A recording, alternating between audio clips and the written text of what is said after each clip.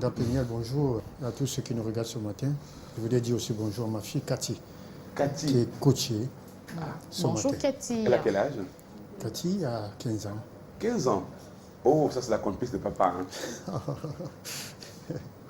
Moi j'ai une fille, on est très complices. Ah oui, tout à fait. Et elle est très heureuse chaque fois qu'elle vous voit.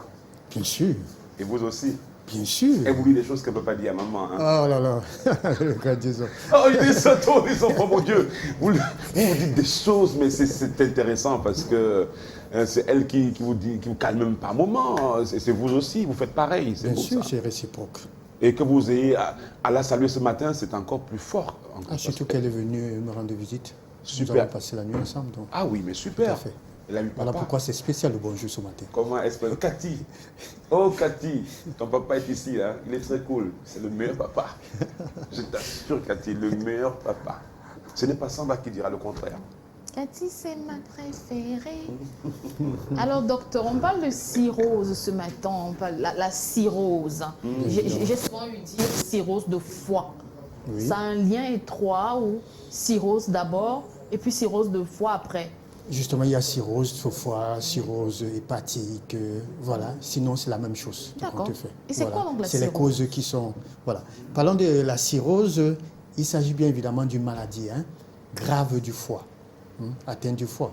Quand on parle de cirrhose, l'organe, justement, qui est impliqué ici, c'est Vous voyez que... notre foie. Excusez-moi, docteur. Jason, vraiment, bientôt, il va sortir son livre. Hein. Il écrit beaucoup ces derniers temps-ci. Ça devient suspect. Oui, docteur, revenons à la Alors, définition. justement, comme je disais, la cirrhose, c'est une maladie vraiment grave du foie. Un dommage chronique de notre foie. Et ça, il est sans ignorer que nous devons connaître l'importance de notre foie. Évidemment, vous conviendrez avec moi que la plupart de ce que nous consommons est beaucoup plus toxique pour notre foie. Et le rôle du foie, justement ici, c'est de dégrader, de rendre ces produits toxiques en non toxiques. D'où l'importance de prendre soin de son foie, bien évidemment. Docteur, quand vous parlez, je prends souvent des notes pour ne pas oublier parce que j'ai souvent des questions envoyées par les téléspectateurs, etc. J'ai même souvent des sous-questions qui sont dans les Rien à notes. voir avec Non. Malaika. Elle me dit, quand on ne peut pas se voir, elle me dit que c'est toi qui vas poser la question au docteur, c'est pas moi.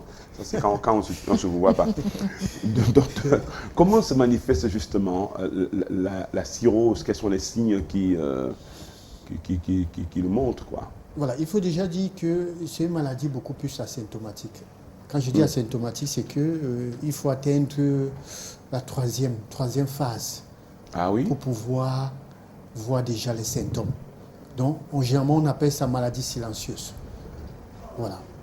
C'est lors d'une consultation, d'un examen clinique, qu'on vous dit, ah monsieur, votre foie est touché. C'est-à-dire vous allez à l'hôpital pour un problème de palu. Et vous ressortez... vous ressortez avec une cirrhose. Presque désespéré. Voilà. Donc, alors, et quand ça atteint à cette troisième phase, parce que nous avons 4 phases, troisième phase, les signes justement qui ne trompent pas, c'est l'amaigrissement. Un gros bidon. On maigrit, mais il n'y a, a que le ventre qui... Le ventre qui prend de l'ampleur, ça il faut le dire. Vous connaissez quelqu'un qui a cette morphologie-là? Oui, je connaissais quelqu'un malheureusement qui est décédé. On l'avait surnommé Serapo. Finalement, il est parti. C'est pas gentil. Alors, il y a des nausées, il y a des vomissements, douleurs abdominales, parce qu'il faut dire que le foie se situe du côté droit. Il y a le manque contrairement à ce d'appétit, que les gens pensent, du côté gauche. C'est du côté droit. Hein. Du côté droit de l'abdomen. Voilà. C'est le cœur qui est par C'est là. entre le pancréas et le cœur. Voilà. Donc le cœur, lui, il est... Oui, enfin, bref. Voilà. Il y a cette perte d'appétit également. Vous n'arrivez même plus à manger. Mais voilà. Docteur, où est positionné même déjà le cœur? On a sans l'impression. Il bat où? Voilà, c'est là. Là. Non, où c'est ça? pas ici. Non, c'est-à-dire Estomac. Voilà, le sténome là. Attendez. Mais cœur. Arrêtez. Non, il faut qu'on le sache. On a Oui, un devoir pédagogique. N'appuyez pas. On a dit le cœur. Ça m'appartient. Oui, mais vous appuyez un peu trop. Mais docteur, nous disons aux femmes de palper. Donc, c'est pas prohibé. Vous êtes en train de me faire des effets. Je ne suis pas Docteur, c'est préparé. ici. C'est là, voilà. D'accord, merci. Et si on parlait des causes de la cirrhose? D'accord. Quel effet? Effet négatif? Je vais faire. Voilà. En ce qui concerne les causes de la cirrhose, déjà il faut dire, je crois avoir lu ce matin dans Éco-Santé où on parlait sans bonne raison de ne plus fumer. Moi j'aurais souhaité qu'on dise sans bonne raison de ne plus boire. Quand je dis boire, vous savez, il y a de cela une semaine, on célébrait la journée mondiale de la bière. Oui, C'est passé inaperçu parce qu'il y a la Covid. Mais il y a des autres qui en ont célébré à leur manière, justement en commençant à boire à 4h, 5h du matin. Alors, parlant justement des causes de la cirrhose, 70% de causes, c'est l'alcool. Ça, il faut vraiment comprendre ça, c'est l'alcool. Et 15%, c'est les hépatites. Nous avons parlé des hépatites ici la dernière fois, hépatite C et B, nous avons justement longuement parlé. Et dernière cause, c'est des produits chimiques. Les produits chimiques, c'est des médicaments, parce que nous avons la forme hépatite médicamenteuse. Voilà, donc tout ce qu'on inhale là, ceux qui dorment avec du Muntaga, les pesticides et tout. Donc voilà, en principe, les causes. Ah la bon? cirrhose, voilà. Donc ceux qui dorment avec les Montaïga là, ils sont exposés. Hein? Ah oui, ça, bien sûr, c'est des facteurs. Ça, ils sont très exposés. Encore qu'on ne sait même pas comment utiliser le Montaïga, parce que si vous allumez et que vous fermez la porte, tout est fermé, fenêtre fermée, tout est fermé. Et je me demande comment ils arrivent à respirer. Je crois que dès qu'on met il faut ouvrir quand même. Bien sûr. Même pour libérer les moustiques. Généralement, on sort, on peut faire ça le matin. On peut faire ça le matin quand on rentre. Voilà, et quand on rentre, je ne demande pas de ne pas utiliser. Mais si les moustiques ont fait leurs œufs, ça va éclore en journée. Hein. Et le soir. Et là, vous m'amenez sur une autre Docteur, part. c'est également valable pour les parfums de chambre, là, les désodorisants et tout ça. Bien sûr, puisque c'est chimique, tout ce qui est chimique fait souffrir le foie. Voilà. Oh là là. Alors, docteur, ça va aller? Comment? Ça va aller? Ça va aller. Vous savez que moi, je ne suis pas... c'est clair que... Bon, enfin, Sandra, c'est quoi... On a parlé de la cause. Mais qui peut présenter des... Enfin, quels sont les... Comment on dit ça encore, Sandra? Parce que je suis encore en plein, je navigue en plein. Les tests? Oui, non, disons pour les... Ah, les personnes à risque. Oui, c'est ça. Personnes à risque, docteur. Voilà, les personnes à risque, ça ne nous trompe pas. Commençons par des personnes qui ont une surcharge pondérale, surpoids. Les personnes obèses, les personnes hypertendues, les diabétiques. Et les personnes qui ont des graisses. Nous avons parlé des graisses abdominalières. Tout cela fait souffrir le foie. D'où j'ai parlé du foie gras, bien évidemment. Voilà les personnes à risque qui sont vraiment exposées. Quand on parle de foie gras ici, c'est parce que vous mangez, non, c'est le foie gras. Voilà, justement. Parce qu'il y a un foie gras là qu'on mange bien.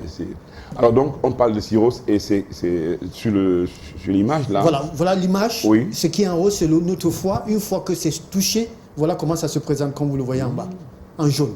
Oui. En jaune, là, c'est vraiment le truc, quoi. Voilà. Vous avez parlé tout à l'heure de surcharge pondérale. Oui, comme facteur de risque des personnes à risque, c'est surcharge pondérale, l'excès de poids, l'obésité, bien évidemment, les diabétiques, les personnes hypertendues, voilà. Docteur, quel est le test adéquat qu'on devrait faire pour savoir qu'on souffre et même pour guérir de la cirrhose? Voilà, nous allons commencer par ce qu'on appelle les tests sanguins. Il y a un examen qu'on appelle la transaminase. Là, ça permet d'évaluer le fonctionnement de notre foie. Bien évidemment, il y a tout un bilan sanguin qu'il faut faire, mais au-delà de cela, nous avons ce qu'on appelle l'échographie abdominale. À partir de l'échographie, on va voir la forme, on va voir la taille. Ça permet justement de vous dire que, monsieur, vous avez un foie assez volumineux, voilà sa mesure de tel centimètre à tel, voilà. Et on va plus loin, on fait le scanner. Fibroscanner également, ça existe. Et plus loin encore, il y a ce qu'on appelle la biopsie, notamment quand on suspecte déjà un cancer au niveau du foie. Wow. Voilà. Là, c'est quand même la cirrhose, ça prend de très très au sérieux. Hein. Donc, y a-t-il des complications, docteur, et quelle espérance? Voilà, les complications, nous avons l'insuffisance hépatique. Bien évidemment, nous avons le cancer du foie. Maintenant, pour ce qui est, il y a l'hypertension portale, c'est-à-dire c'est un saignement, c'est une hémorragie au niveau dans l'abdomen. Alors, nous avons également, en ce qui concerne l'espérance de vie, il faut dire que tous ceux qui sont sujets à ce qu'on appelle une cirrhose, la moyenne, c'est 2 ans. Ah. Vous mourrez. Ah bon? Ça, il faut le dire comme ça. Voilà, je ne le dis pas pour alarmer tous ceux qui sont malades, mais il faut le dire, la moyenne, c'est 2 ans. Illustrer un petit peu cela en parlant de celui-là que vous avez connu et qui malheureusement est parti. Ne pleurez pas, Sandra, ça va aller. On est avec le docteur. D'accord? Oui. Alors, docteur, est-ce qu'il y a un lien entre l'alcool, mon commandant, il y a un message pour vous, hein. L'officier de réserve fait son travail. Est-ce qu'il y a un rapport entre l'alcool et le virus? Oui. Tout ce que je peux dire, c'est l'alcool plus virus égale cirrhose. Pour ainsi dire quoi, quand vous êtes sujet déjà, vous êtes porteur d'un virus, ça peut être VIH-Sida, ça peut être hépatite, tout ce qui est viral. Dites-vous bien que si vous buvez, vous n'êtes pas loin d'avoir une cirrhose. Donc l'alcool et le virus ne font pas bon ménage. Et ça, je m'adresse à toutes ces personnes-là qui sont porteurs vivants avec le VIH. Il vaut mieux ne pas boire. Ça, c'est bien pour vous. Il faut boire de l'eau. D'accord. Un peu de vin? Sauf que quand on parle du vin, et je ne voudrais pas citer les vins, ces vins qui cassent les pieds et tout, et tout. Quand on parle du vin, c'est un peu mulot. Et je préfère dire de ne pas boire, parce que quand on va parler du vin, l'autre qui achète son vin à 1500, il dit je bois du vin rouge. Ça, c'est du n'importe quoi. Donc, je préfère dire ne pas boire du vin. Docteur, vraiment, docteur. Mesdames et messieurs, c'est un scientifique, le docteur Larry, et il nous dit des choses importantes sur le plan scientifique. Ne pas boire l'alcool, c'est peut-être même mieux. Quand vous êtes porteur d'un virus, ça, il faut le préciser Bon, encore. maintenant, D'accord. Quand on est porteur d'un virus. Bien sûr. D'accord. si on dit un verre, un mec prend un gros truc comme ça, comme un verre, on lui dit, mais c'est costaud. Le docteur m'a dit de boire juste un verre. Le Voilà. truc, et puis il prend le plus costaud. Bien. C'est intéressant de parler de ça, même si ça peut un peu nous inquiéter. C'est vrai, ça inquiète et ça fait un peu peur. Hein. Mais peut-être il y aura une bonne nouvelle en mon commandant la suite de cette chronique. Quel est le régime adéquat quand on souffre de la cirrhose, docteur? Voilà. Bonne nouvelle, c'est qu'il faut déjà que vous vous soumettez à ce régime. Et je me tue toujours de le dire chaque fois. Je voudrais profiter encore de l'occasion ce matin, par LTM bien sûr, par ma voix, de dire qu'à chaque pathologie, une alimentation appropriée. Ça, il faut le dire. Et c'est vrai que certains confrères, quand vous êtes malade, ils disent, vous pouvez manger un peu de tout. Ils le disent parce qu'ils ne savent pas. C'est l'ignorance, ça, il faut le dire. D'autant plus qu'il y a des médecins, des spécialistes qui sont aussi malades. Alors, il faut respecter ils devront respecter leur couloir. Voilà pourquoi je dis, il y a des nutritionnistes un peu partout, nous en avons dans la ville. Donc, quand vous êtes malade, après consultation, soumettez-vous à un régime propre à votre pathologie. Alors, en ce qui concerne la cirrhose, il s'agit d'un régime méditerranéen qui voudrait dire tout simplement manger uniquement du poisson, je dis bien du poisson et des fruits et légumes. Uniquement. Poisson, fruits et légumes. Encore que c'est même bon, docteur. L'espérance de vie, si vous le mangez, mon commandant, vous avez une espérance de vie à au moins à 80. Ah oui? Ans, bien sûr. Ça a été prouvé scientifiquement. Intéressant. D'accord. Donc, légumes, poissons. Poisson et des fruits. Tout ce qui est fruits. Voilà. Oh. Alors justement, en fin de compte, quand même, conseils, recommandations à nos amis, parce que c'était intéressant. On a parlé du régime quand on a la cirrhose. Donc, les légumes, enfin, déjà même si vous n'avez pas la cirrhose, légumes, poissons, les fruits. Fruits. Voilà, ça c'est bon pour la santé. Merci. Alors, conseil pour prendre soin de son foie. Vous avez dit, il est plutôt à droite, à droite, oui, de l'abdomen. Ouais. Voilà. Oui. Donc, on va aller de ce côté-ci. Voilà. Le conseil que je peux donner ce matin, c'est que le foie, on l'appelle le laboratoire de notre corps. Le laboratoire. Alors, ceci dit, le conseil que je voulais donner, c'est que pour être en bonne santé, il faut prendre soin. Le laboratoire doit être propre. Et ça, je m'adresse à tous ceux qui veulent perdre le poids. Vouloir perdre le poids, ayant un foie encombré, vous ne pourrez pas perdre le poids. C'est voué à l'échec. Je m'adresse à tous ceux-là qui ont des problèmes d'érection, viril, des problèmes, ces femmes-là qui ont des problèmes de libido. Si vous voulez être performant et que vous avez un foie encombré, vous ne pourrez pas être. D'où l'importance de prendre soin de son laboratoire. Et cela passe justement par ce qu'on appelle une détox. Une détox, normalement, on devrait nous soumettre à cette détox-là chaque année. Ça veut dire après les fêtes de, j'appellerais ça Noël.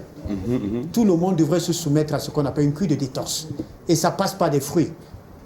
Pas des fruits aphrodisiaques. Attendez. Pas des fruits aphrodisiaques. Ça passe par des fruits, mais pas des fruits aphrodisiaques. Pas par des fruits aphrodisiaques. Ça, il faut le dire. Des fruits particuliers. Voilà, je voulais citer. Ouais, le radis noir. Oui, le radis noir. Le radis noir. Oui. Du l'ail. L'ail. De l'ail. Ah. Je voulais citer les bêtis, les myrtilles, les baies, les mûres, les raisins. Ouais, raisin, l'ail, c'est bon. Hein. On peut faire des smoothies, ça c'est bien. Justement, j'allais demander si on peut faire. Les grenades. Voilà autant de fruits qu'on peut prendre pour se détoxifier. Et là, vous aurez toujours un foie neuf. Pour ne pas dire le foie d'un bébé. Et je voudrais embrayer pour dire que la cirrhose ne se guérit pas. C'est malheureux de le dire, ça ne se guérit pas. Quand vous êtes déjà atteint d'une cirrhose, sincèrement, seul Dieu, parce que le médecin par excellence, c'est notre Seigneur, seul lui pourra vous mettre debout. Mais ça ne se guérit pas. Par contre, on peut guérir les causes de votre cirrhose. Voilà. D'accord. Ben, merci pour tous ces conseils, hein, docteur Larry. On a quand même, il y a de l'espoir. Hein, c'est ce qui nous rassure. Vous allez sortir peut-être avec un mot de fin, mais il y a une téléspectatrice qui insiste. Bonjour, docteur Larry. Bonjour, Sandra et Jason. Mon mari a le mal d'estomac. S'il vous plaît, quelles sont les épices que je devrais éviter pour que son mal ne soit plus intense? Tous les épices. Poivre noir, poivre blanc, sang, clou de tous les épices. Quand vous avez un problème gastrique, évitez les épices. On peut manger sans épices. Nos parents d'ailleurs, nos grands-parents, nos arrières, ne mangez pas les épices. Encore que c'est même quand on est âgé que ça attaque voilà. le truc. Alors, quand vous avez déjà... un peu ou... Non, manger un peu, il faudra connaître déjà son stade. Mais quand vous êtes déjà au stade ulcéreux, quand on parle de l'ulcère, il vaut mieux ne plus manger les épices. Très Voilà. bien. Ok. D'accord. Et c'est à partir de quel âge qu'on peut contacter justement le mal d'estomac? Non, mais à tout âge. À tout moment. Merci À tout beaucoup. moment. Merci. Si vous mangez, si un enfant se met à manger du piment, à 5 ans, il va développer mal d'estomac. À tout âge, on peut. Oui, parce qu'il y avait une dame qui disait, ah, ma fille, elle a le mal d'estomac à son âge. Mon commandant, mais c'est devenu terrible. Hein. Oui. Une petite fille dans ma fondation, 8 ans, on a découvert le mal de nerfs. Oui, bien sûr, dépassé, ça aussi. hein. Oui. 8 ans, mal de nerfs. Bien sûr. Ça. Oh, docteur. 7 ans, mal d'estomac. Oh. Vous allez repartir pour faire des recherches scientifiques pour Bien nous. évidemment. Comme d'habitude, puisque vous êtes dans ce domaine-là, notre scientifique national, notre scientifique maison. On vous dit encore un grand merci tout en rappelant que très fidèle, vous pouvez effectivement rejoindre le docteur Larry sans problème. Moi, je salue sa fille, Cathy, et Sandra nous passe les numéros de téléphone, peut-être.